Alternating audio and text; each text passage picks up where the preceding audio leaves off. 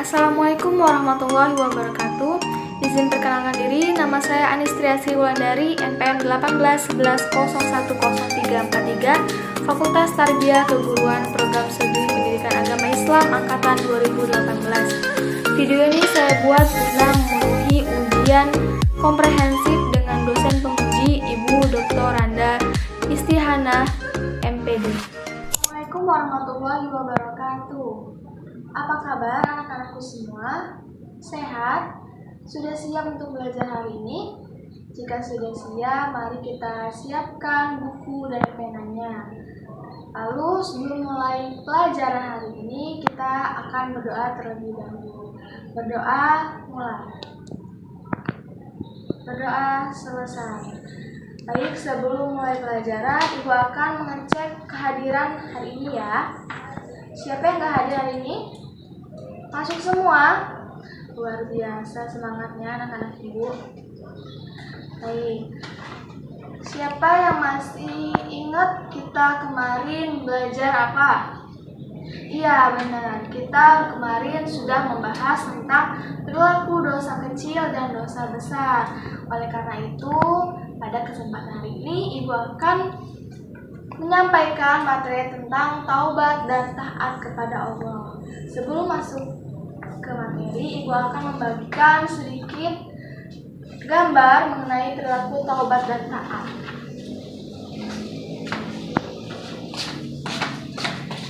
Baik, sebelum Ibu jelaskan lebih lanjut, kalian buka LKS halaman 49 tentang taubat dan taat. Lalu kalian baca, kalian resum, jika ada yang kurang paham bisa ditanyakan.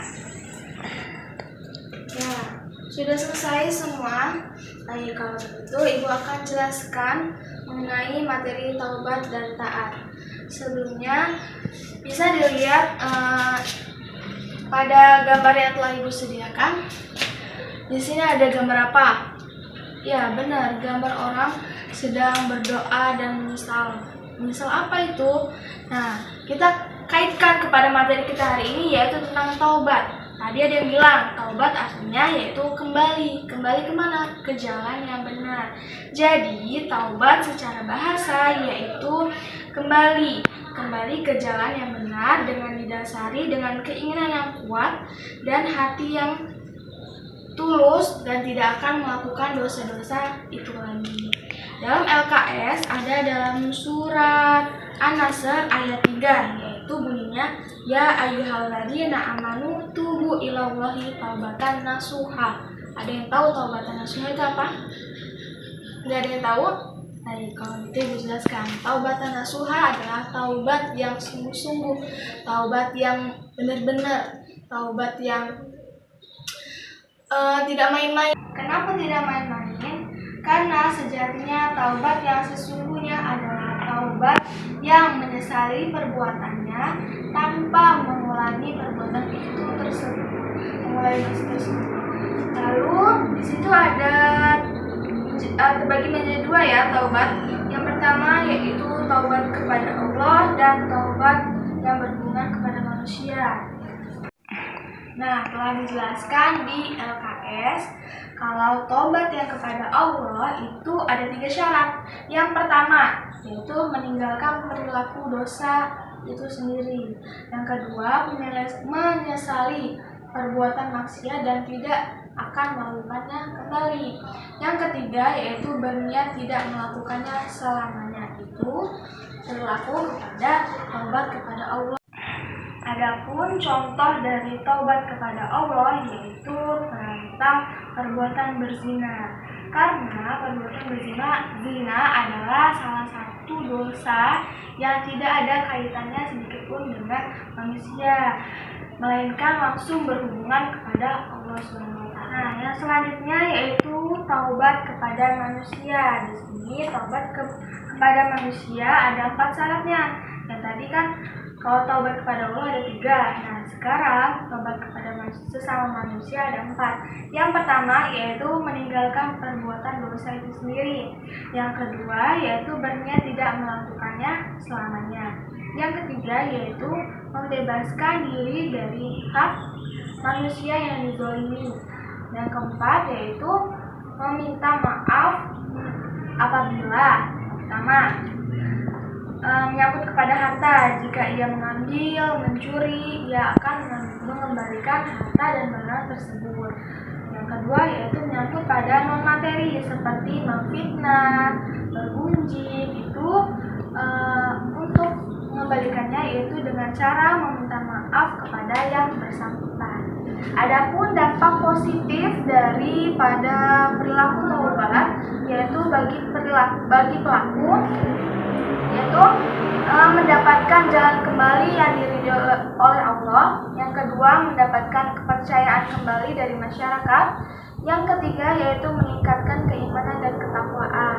Sedangkan bagi orang lain yaitu kecemasan keluarga dan kerabat menjadi pudar.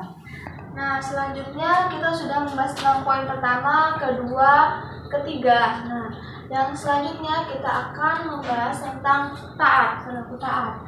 Di sini kan tadi Ibu jelaskan fokus pada taubat. Nah, sedangkan sekarang kita ke materi yang selanjutnya yaitu taat.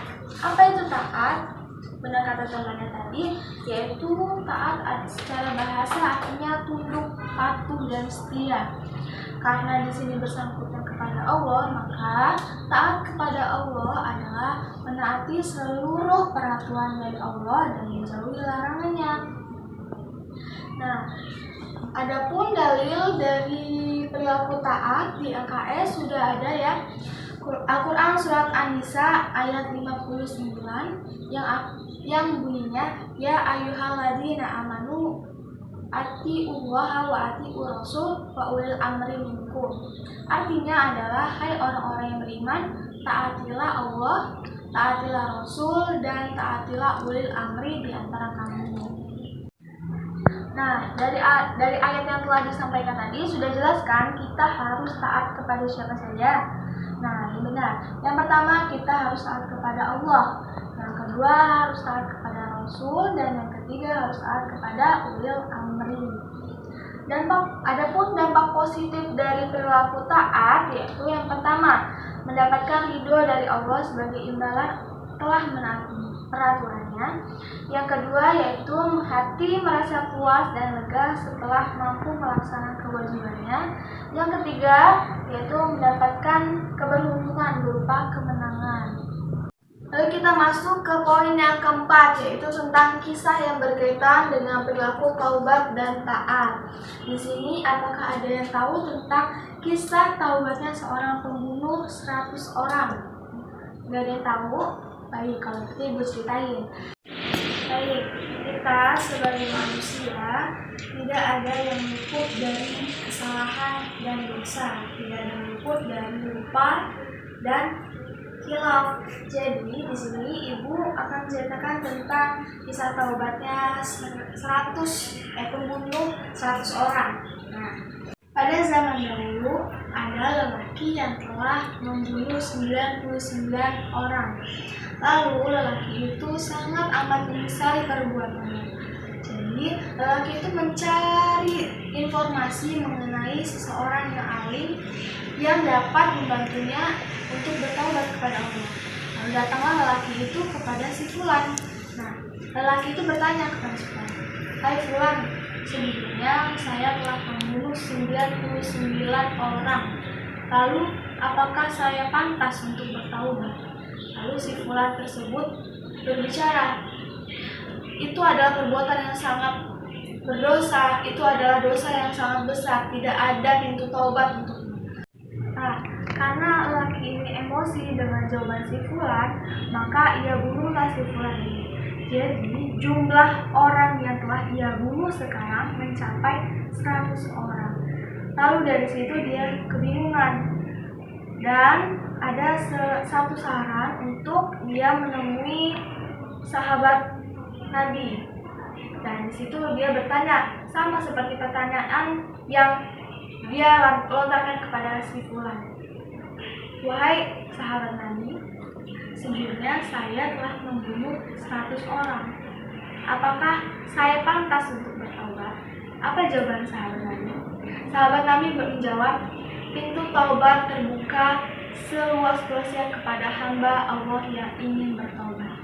Nah, dari situ ia disarankan untuk pergi ke tempat negeri di mana orang-orang di sana sangat taat kepada Allah, sangat menaati seluruh peraturan Allah.